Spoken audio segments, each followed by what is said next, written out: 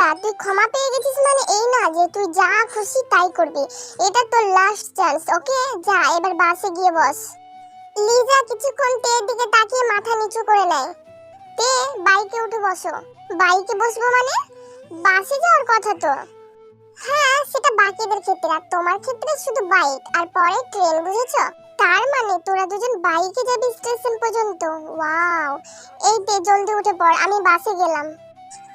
কিন্তু জিমিন তের কথা না শুনে এক পা ঘুরে বাসের দিকে এগোতে গিয়ে থমকে দাঁড়িয়ে যায়। কি ছেলেটা ব্ল্যাক হেলমেট পরে দাঁড়িয়ে আছে? সুগা নয় তো? না না, আমি কি ভাবছি, সুগা তো আসবে না বলে দিয়েছে। সুগা হেলমেটটা খুললেই জিমিন দেখে অবাক হয়ে যায়। হ্যালো গাইস, সবাই বাসে উঠে পড়েছো তো? বাস থেকে জোরে আওয়াজ আসে। হ্যাঁ। সুগা হেসে জিমিনের দিকে তাকিয়ে বলে, তো ম্যাডাম, আপনিও আপনার বান্ধবীর মতো জলদি বসে পড়ুন। ওই তো সুগা চলে এসেছে। আমাকে যে বললেন আসবে না সুগা, তাহলে এতক্ষণ আমাদের সঙ্গে মজা করছিল। যাক, জিমিন অনেক হ্যাপি হবে। জিমিনকে একবার ডাকবো? না থাক, ডিস্টার্ব করে আর লাভ নেই। কি হলো, বসো আমার বাইকের পেছনে। লিজা, আমি জানি তুই বাইক রাইড খুব পছন্দ করিস। জাঙ্কুকদের সাথে বাইক রাইডে যেতে পারিসনি তো কি হয়েছে, সুগা আছে তো, তুই ওর সাথে চলে যা। আমি বরং জিজাং এর সাথে চলে যাব বাসে। আমি চাইলেও জিজাং আমাকে বাইকে নিয়ে যেতে পারে, কিন্তু আমি বাসেই যাব। হুম, তে জাঙ্কুকদা, আসছি আমি। এই বলে জিমিন সুগার বাইক পাশ কাটিয়ে যেতেই সুগা জিমিনের হাত ধরে টেনে নিজের সামনে নিয়ে আসে আর কোমর জড়িয়ে ধরে বলে, এই যে ম্যাডাম, বাইকটা আমার, তাই আমি ডিসাইড করব কে আমার বাইকে বসবে আর কে না। তোকে আমি বাইকে বসতে বলেছি, চুপচাপ বাইকে বস, না হলে। সুগার চল শক্ত হয়ে গেছে জিমিনের কথা শুনে। জিমিন মাথা তুলে কথা না বাড়িয়ে সবার দিকে একবার তাকিয়ে চুপচাপ বাইকে উঠে বসে।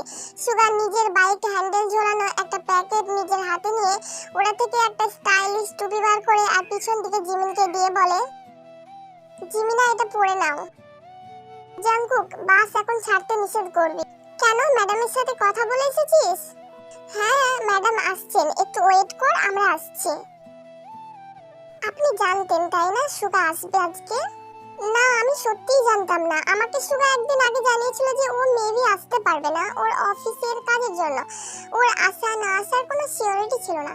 হোয়াট এভার, যখন এসে গেছে তখন আর কথা বাড়িয়ে লাভ নেই। তুমি স্কার্ফটা সাথে রেখেছো নাকি ব্যাগ থেকে নিয়ে আসবো, কোনটা? না না, আমার হ্যান্ডব্যাগই আছে, আনতে হবে না। ওহ, ভেরি গুড।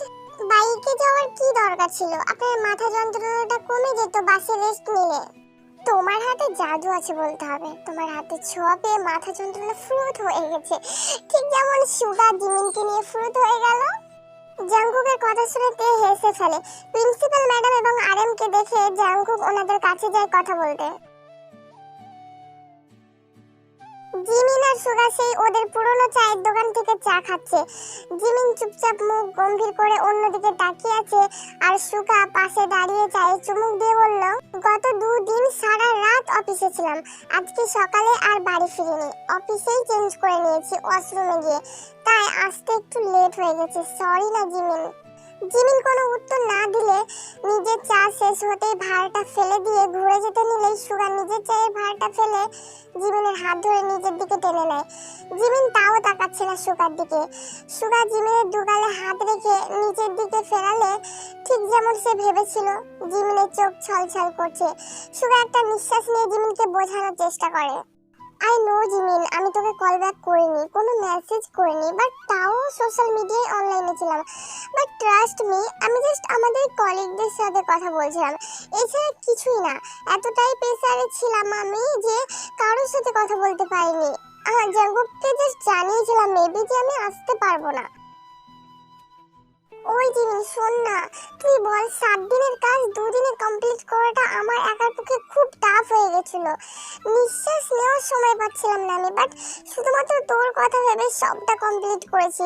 প্লিজ রাগ করে থাকিস না, আর তুই ভালোভাবে জানিস আমি মিথ্যা বলতে পারি না।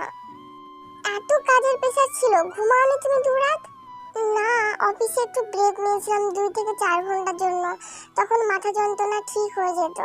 তার মানে 2 দিন জাস্ট 8 ঘন্টা রেস্ট পেয়েছো, তাও অফিসে। এরপরেও তুমি এতটা রাস্তা বাইকে কেন যেতে চাইছো? বাসে গেলে তো ঘুমোতে পারতে।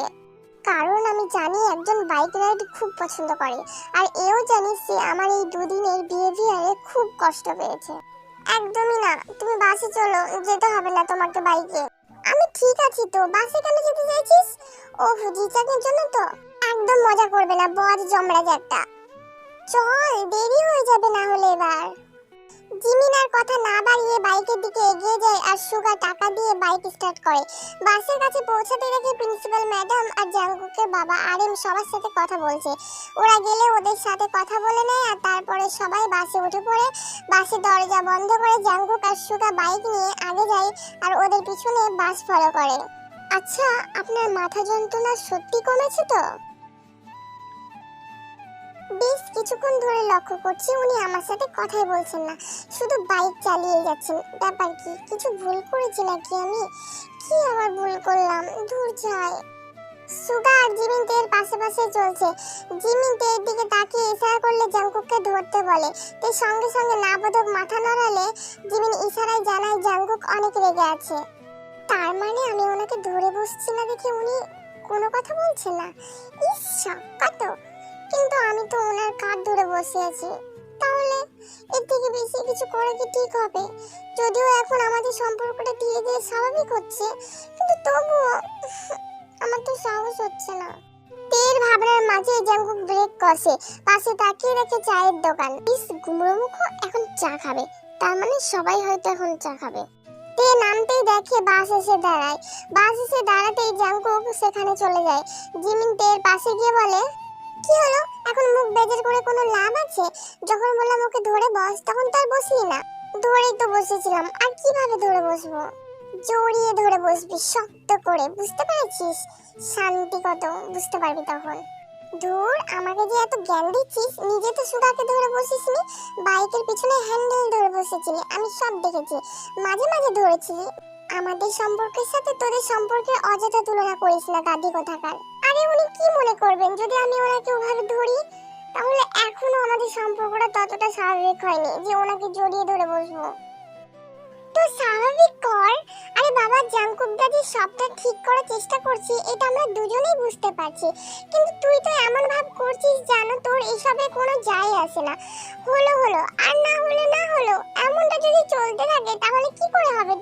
তুইও একটু কিছু করে বোঝানোর চেষ্টা কর যে তুইও চাস সবটা ঠিক করতে, জাঙ্কুক দাকে একটা সুযোগ দিতে।